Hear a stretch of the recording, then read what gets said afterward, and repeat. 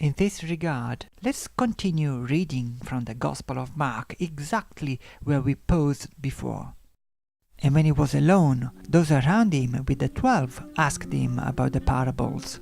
And he said to them, "To you has been given the secret of the kingdom of God, but for those outside everything is in parables, so that they may indeed see but not perceive, and may indeed hear but not understand, lest they should turn and be forgiven."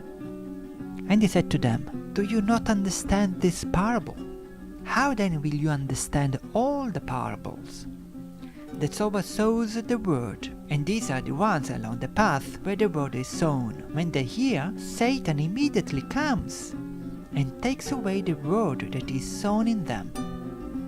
And these are the ones sown on rocky ground, the ones who, when they hear the word, immediately receive it with joy, and have no root in themselves, but endure for a while. Then, when tribulation or persecution arises on account of the word, immediately they fall away. And others are the ones sown among thorns. They are those who hear the word, but the cares of the world, and the deceitfulness of riches, and the desires for other things enter in, and choke the word, and it proves unfruitful. Those which were sown on good ground are those who hear the word, and accept it, and bear fruit, some 30 times, some 60 times, and some 100 times.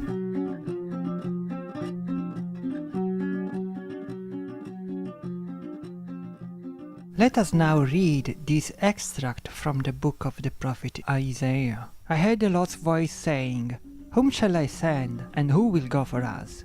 Then I said, "Here I am, send me."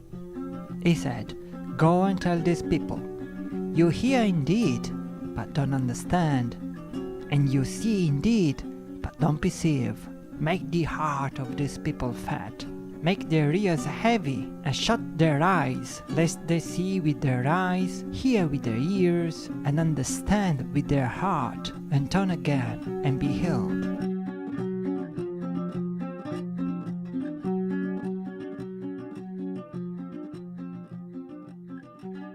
Mark 4:12 quotes Isaiah 6:9-10 to explain why Jesus speaks in parables. And the reason is frankly disconcerting: not to bring pardon to those, presumably Jews, who have not heeded the word of Jesus. Besides, Jesus doesn't emphasize the ability to interpret. Indeed, his disciples themselves don't understand the parable, and thus it is for him to give them the interpretation, whose meaning, however, is completely directed towards accepting the word. It is not by chance that Jesus quotes the passage from the book of the prophet Isaiah. Whereas in Thomas, Jesus said, "I shall give you what no eye has seen, and what no ear has heard, and what no hand has touched, and what has not come into the human heart." These features, which are guidance to the Holy Scriptures, the word which will be accepted, the reference to Satan, the reason for speaking in parables, which is justified by their hardness of heart, and thus dividing people into those who are outside and those who are inside, and the fact that Jesus revealed the meaning of the parable to them, while in Thomas Jesus has a contrary attitude, that is, he gives importance to the ability to give meaning to his words, to interpret his character, contrasts so strongly with Jesus' style, according to Thomas, that on one hand they justify our hypothesis of having to distinguish this gospel from the synoptic ones, while on the other they persuade us to refuse the interpretation the synoptic gospels give to the parable.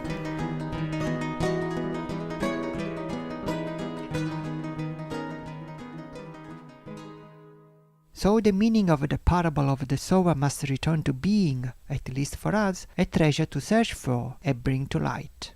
Let's assume then the same attitude that Jesus invites his disciple to assume. His disciple asked him, "When will you appear to us, and we will see you?" Jesus said, "When you undress without being ashamed, and take your clothes, and put them under your feet like little children, and trample on them. Then you will see the Son of the Living One, and you will not be afraid. If we want to see Jesus the living, we must discard our adult certainties and return to being children, like beings for whom the words of Jesus have a meaning still to be discovered, a new language to learn.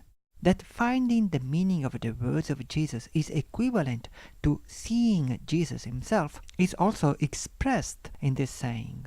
Jesus said, "Whoever will drink from my mouth will become like me. I myself will become he, and what is hidden will be revealed to him."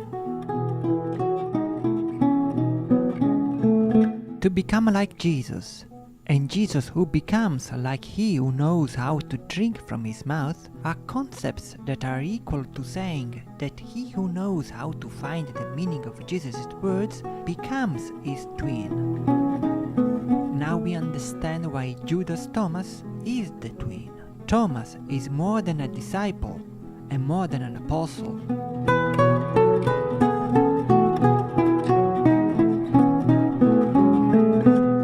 Let us return for a moment to our daring hypothesis to better explain some consequences that it will have on our work.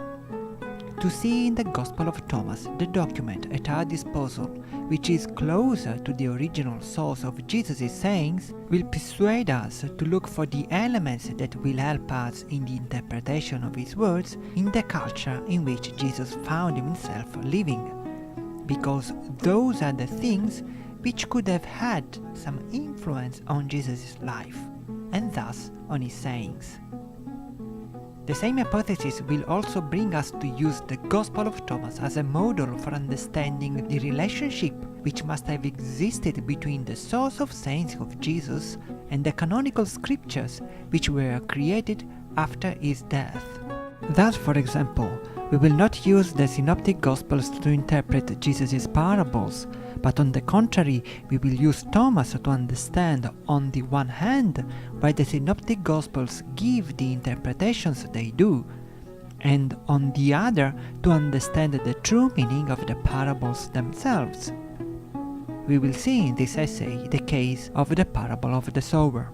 In the book Jesus' Dangerous Idea, I particularly argue that while the synoptic Gospels seek to rationalize Jesus' sayings within their particular religious vision, the letters of Paul show instead the signs of an attempt to pervert it, and also that the Gospel of John has the same disconcerting attitude as Paul, with, in addition, a poisonous and defamatory attitude towards the figure of Thomas. Except for the parable of the sower, we can speak no more of these subjects this evening. There is one more reason why the Gospel of Thomas is more than a synoptic gospel, because it is also a self-portrait of Jesus. The book Jesus' Dangerous Idea discusses these suggestions in more details. We are finally ready for the second part of the evening. We will raise the veil of cryptic appearance on the three sayings that we have read previously, beginning with the last of the three, saying 87, then the second, saying 7, and concluding with the first, saying 4. Hasn't it perhaps been said that the first will be last?